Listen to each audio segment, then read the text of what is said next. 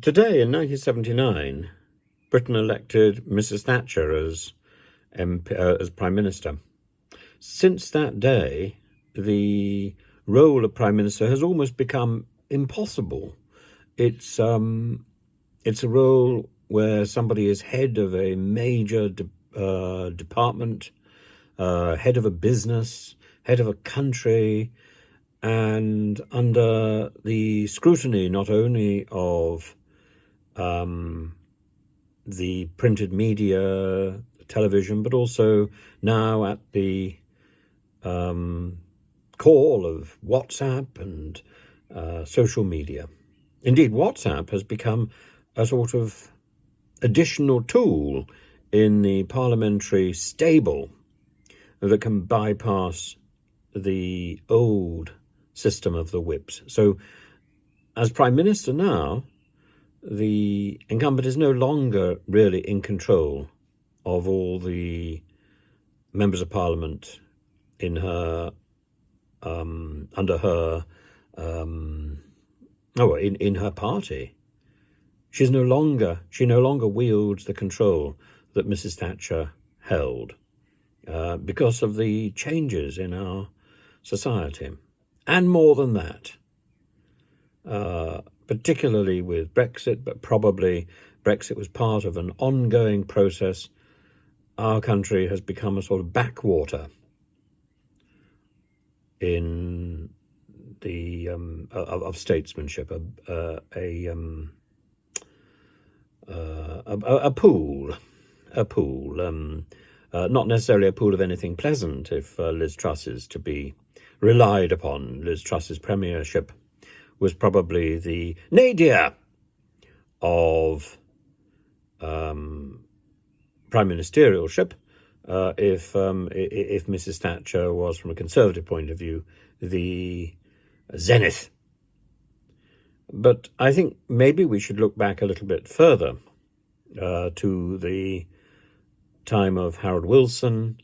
We should look back to maybe even Harold Macmillan, who in so many ways was a failure as a statesman. But he set a benchmark of how the prime ministerial office can be managed. Other people with who made a significant contribution to that office, going back to Walpole, probably we would think of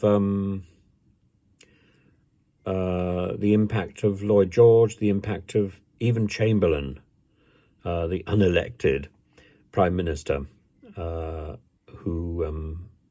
whose tenure was pretty awful. But again, he had a major impact on the way the office developed.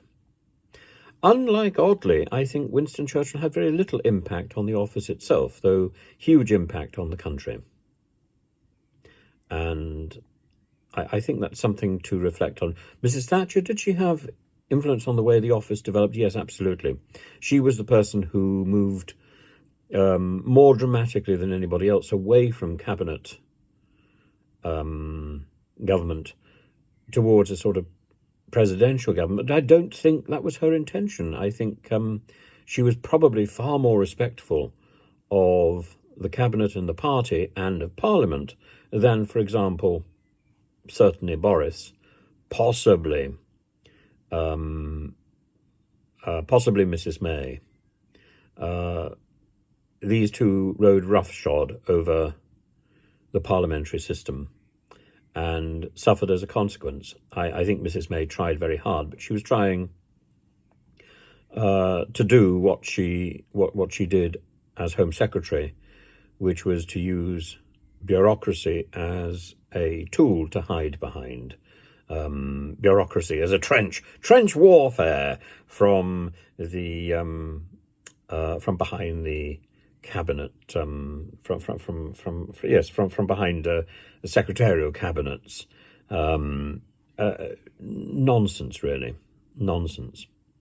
And we are reaping that whirlwind even now, where Suella Braverman is trying to put forward laws which are almost impossible to enforce. the enforcing of these laws is not important, as was the enforcing of many laws from Mrs. May's point of view was not important. It was having them on the statute book which was important. The idea that to be seen to be doing something rather than to be achieving something was important. That's a great mistake.